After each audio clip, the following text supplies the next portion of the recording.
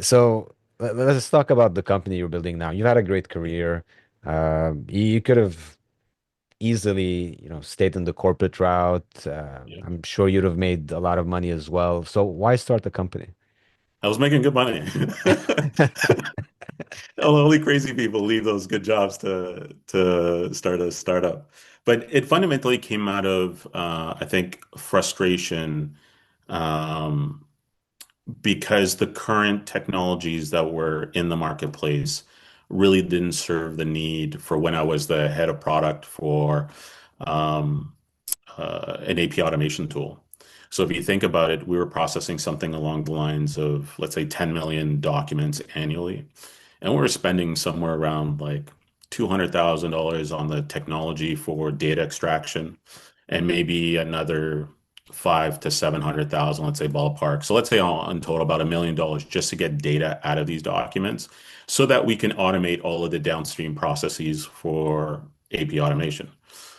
But every solution out there, without question, would always tell us, oh, we're 90% accurate or 99% accurate and so on and so forth. But when it came to reality, I mean, they weren't even close. And really for us, what it came down to is I knew we can probably build something a lot better than what the market was offering. And so I built a POC in about 6 days or so. Seemed to work. All right. Called up my co-founder or my friend at the time.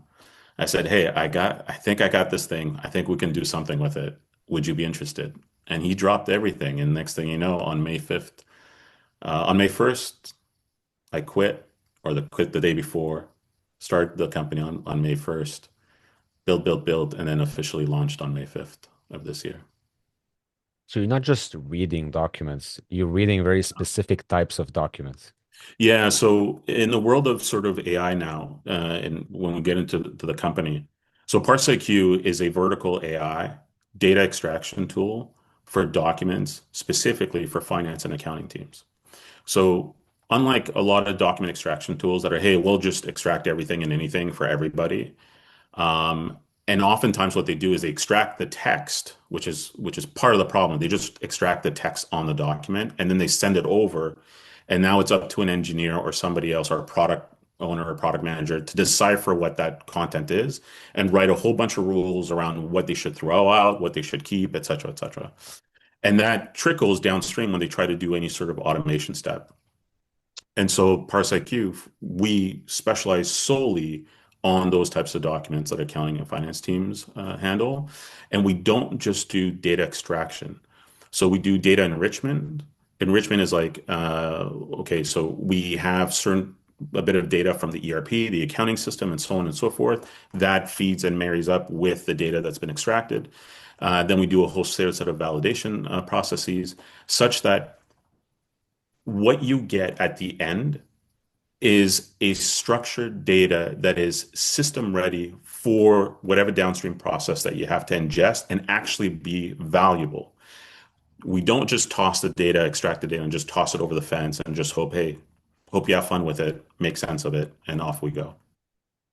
Yeah. You know why this makes so much sense to me? Because as someone who works in the field, sometimes people tell me, well, just use AI. I'm like, Yeah. the data sucks. I It's can't do not anything with good, it. man. So dealing at it from the source is so critical. When you're dealing with sales data, it's not the end of the world. I mean, people can send it out. When you're dealing with financial data, it's quite sensitive. So the obvious question that I'm going to ask is, I don't know. so where does the data live? And how do you Yeah. convince people to use a third-party tool to access their most sensitive information?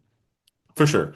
So invoice data, you're 100% right. Like nobody wants to pay the wrong vendor, first and foremost, right? That's your money that's now gone, and now you got to go and try to get it all back, underpay them or overpay them, and so on and so forth.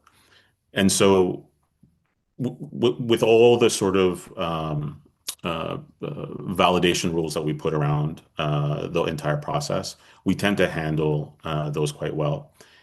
And when it comes to sort of data residency, we offer a number of options for our customers in terms of to make them comfortable in terms of where their data is going. First and foremost, if you're a Canadian US company, your data resides within the geographic regions that you tell us to keep your data. And then the second part is for some customers, we also offer zero day data retention. So we process the document, we give you the results, and then everything else is removed from our application such that we don't know anything about it. All that we know was some document was sent to us, maybe the name of the document and the number of pages so we can bill you for it. But otherwise, the contents of the document and everything else is all removed. How long does it take for a company to start using it? Is it a long onboarding process or you just plug and play? Yeah, it's really plug and play. I mean, we built our two integrations, both to Zero and QuickBooks online, and you could literally log in, integrate in less than maybe 60 seconds. It's literally, I think, 3 clicks roughly to get yourself integrated to QuickBooks. And then for those customers who want to integrate via the API, such that they can send us a document and then get the results back, and then they can do whatever they want within their own platforms. Yeah, we have a code snippet that we give them, and they can embed that into their product, into their workflow, and they're up and running within probably a day. Is the vision to generate insight or do you want to stay away from this particular topic? You just want to give them the organized, structured, labeled data and then you do whatever you want with it. Yeah, exactly. So we don't necessarily want. Uh, I'll give you an example. A lot of companies that do the data extraction, if you read some of their clauses, they'll own the data for years on years, if not forever, such that they can train their models using the customer's data. We don't want anything to do with any of that. We don't train any of our models with customer data at all, full stop. So what we're looking to do is actually to simply process the document, send it out, and then for occasions when things might be wrong, for us to work collaboratively. And again, it goes back to my consultancy days, like to work collaboratively with that customer to understand the uniqueness of those documents, because it might be something that's very specific to an industry. So yes, they might be finance and accounting teams, but the way the restaurant business and the complexities of their invoices and documents is very, very different than, let's say, a SaaS company who's just buying software and has a single line on a particular document, right? Tax implications are very different, especially on restaurant side of things as well. So being clear about the industry in which we're helping and solving any challenges that they may come up with, that's what I rather do, something that's more collaborative, but not necessarily owning all of their data and then trying to train off of it.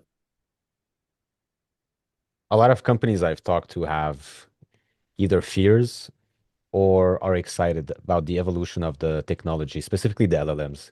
Yeah. Are you on the side of the more the tech improves, the more my product improves? Or are you more, if the tech improves too much, they're just going to eat us alive?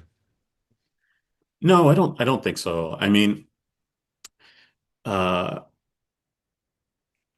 I'm more on the side that as the tech improves, our product gets better. There was a post I had read some time ago that was talking about that very fear that founders have that, oh, if I build this thing, then someone like Google or Amazon or some big company will just steal it and build it themselves. But the reality is that even if your product did 300 million a year, that's a rounding error for them. They can't justify keeping those products. And that's why you see a lot of the products that they build eventually getting sort of decommissioned and taken offline, right? Because they can't justify having that entire team building that, even though it's making money, even though it's popular and so on and so forth. They still take those products down. And so for me, it's I don't worry about one day some large company might end up, building a competitive product or solution and so on. I don't think of it that way. More players, the better. And let's compete on our product. That's the spirit, Yashar. Yeah, man. Anyways, we're out of time. I want to tell you, you're very fun to talk to. I think Appreciate you're you. a very energetic person. Before the recording start, people should know that you're working nonstop. I really appreciate that. So thank you again so much for doing this. Yeah, again, anytime, man. I appreciate you, Antoine.